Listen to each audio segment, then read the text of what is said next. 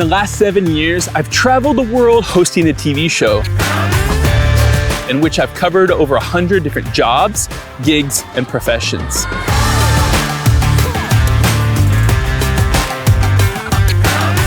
But now, back here in the US, there's one unsung hero I've yet to spotlight. Those amazing folks we will all need someday. Whether they've already been angels for your grandparents or they're destined to be there for you and me, they are the real MVPs of long-term care. Join me on a heartfelt journey to 7 different senior living communities across the heartland of Nebraska to shine a light on some extraordinary souls. People worth caring about.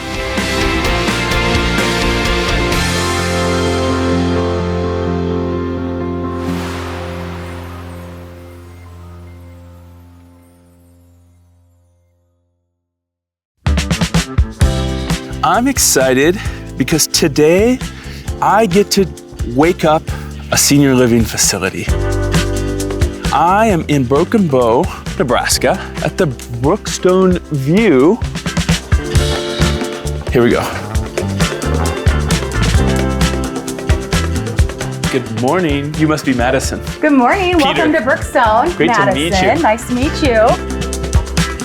I'm excited to hear what you all do in the morning. I think they probably shared with you. My intention is to hear all about all the beautiful people and passionate people in your team who get this started up and running. Yeah, absolutely. Well, you started at the right time. You want to show me around? Absolutely. What was special about today's work at Brookestone was you walk into a place that's completely quiet. You think that everybody's sleeping, but there are some worker bees, some worker ants. Good morning. Good morning, Matt. Morning. So mornings are super busy here at Brookestone. We've got, all sorts of things. We're getting people ready and up, and then we're also getting the building and our residents home ready to go as well. It's almost like a Swiss clock. You see what's on the front side of it. You see that it never fails, that it works just like this, but behind it there's maybe 100 pieces, 200 pieces, in years and years of experience that make that it work. How did you get into long-term care? How long have you been in long-term care? I started in high school. I did dietary. High school? Yep, and culinary. I was a culinary aide, so I helped our residents, serving them their food. Then I went to college, and I have a degree in criminology and criminal justice, so I have nothing to do with long-term care, other than I had grandparents that were in long-term care. And so when it came down to getting a real job, this is just where I ended up, and I won't ever leave. I bet your grandparents are proud. I hope so, yeah. I am going to introduce you to Chris. Chris is one of our medication aides. Mm-hmm. He is just going to walk you through the process of what our frontline team does of helping 60 people get up in the morning. Oh, great. All in time for breakfast. Let's track down Chris. Okay.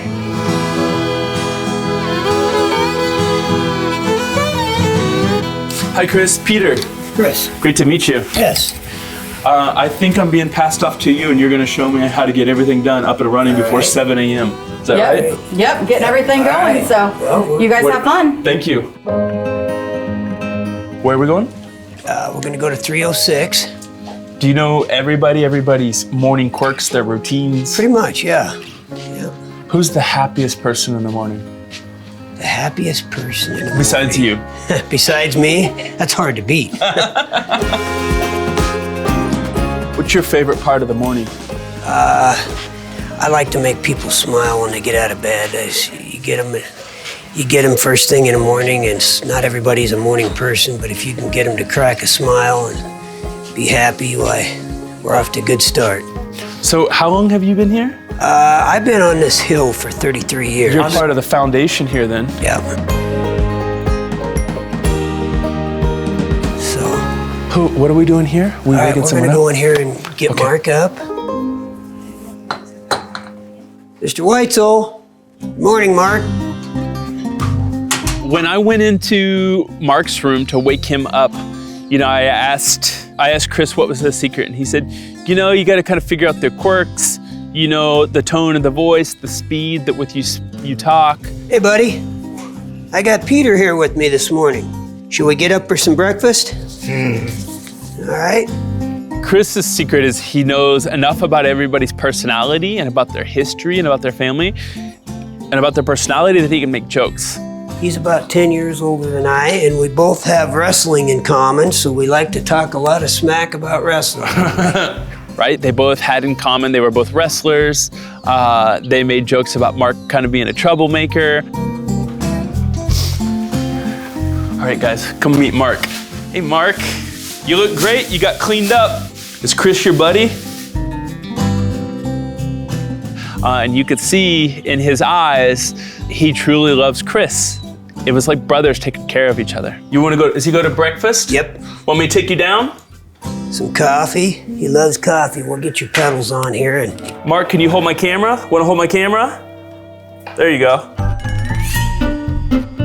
So let's see, what did you do to get ready? Got him out of bed, changed him, took him to the restroom, brushed teeth, washed the face. Give him a shave. Dressed, give him a shave. Give him a shave. Comb hair.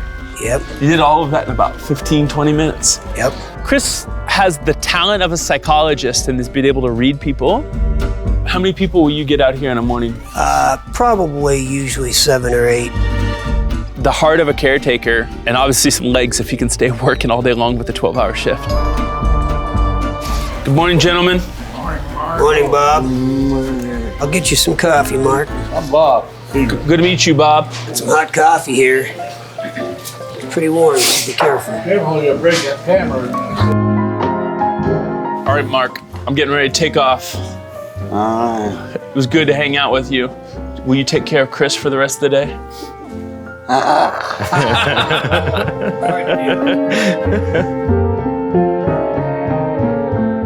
Peter. Peter? Matt Wallace. What do you do, Matt? I'm the Environmental Services Coordinator. I do that and transportation also. What can I help you with this morning? Well, I've got some resident rooms I'm working on right now, so we can jump right in Let's on do it. that. Okay? See you in a bit, guys. How long have you been working in this building? I was the first person hired on other than the administrator. I was actually hired on as the social services coordinator when I first started. So that's my background is social work, sociology. So I've been doing that for probably the last 25 years. So why were you the first employee? What made you want to open this building and work in long-term care? My wife actually came to work for the company by happenstance about 3 or 4 years before this building opened. When she came across this company in particular, she said it was the best thing that's happened in her life other than marrying me.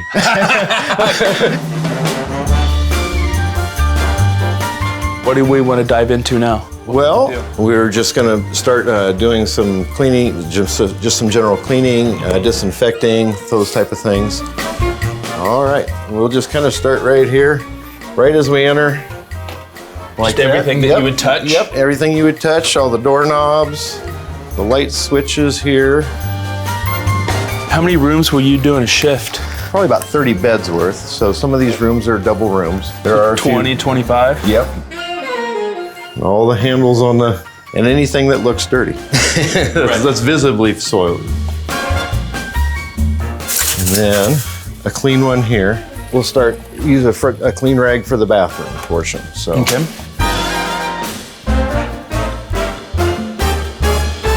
I think this is the part of the job that most people would think of happens in a nursing home and that they would be afraid to do. But you do it with a smile, and not only do it once in a while, you do 25 times per day. Why do you do it?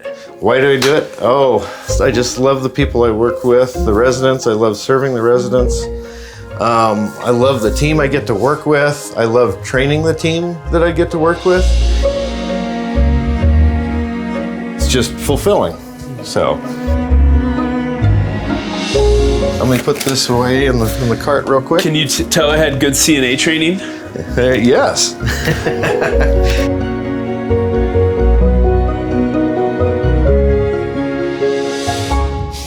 All right, let's go see if I can find Denise.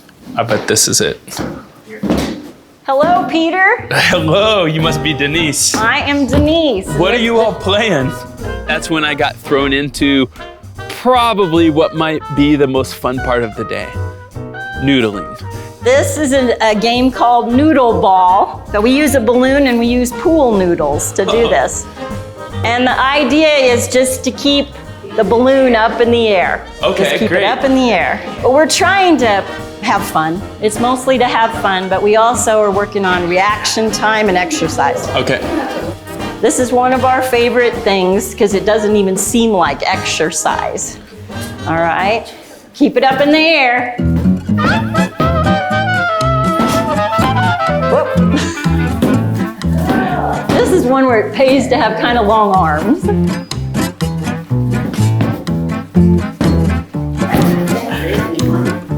Oh, we'll let Peter chase it down. No rules? No rule. Except you can't hit each other. And we can't cuss, yes. No cussing? No cussing, no. Denise, how many times a week do you run activities? We have 2 a day usually. There's one in the morning and one in the afternoon, but some days there's more than that. Is there anybody in this group who comes twice a day? Oh yeah. You come twice a day? You're talking to one. How long have you been working in long-term care, Denise? Going on 10 years. And how did you find it, or did it find you? When I was in high school, I worked in a nursing home in the cafeteria and loved it. My favorite job. Where did you say you're from? I'm from California. My son brought me here 2 years ago, and he couldn't have brought me to a more beautiful place. And this place here is it's the Cadillac of places. The Cadillac of places, I love it. This is beautiful, it's fun, it's the place that anybody wants to live out their days. How does that make you feel, Denise? Really good. A lot of pressure because we got to keep it up.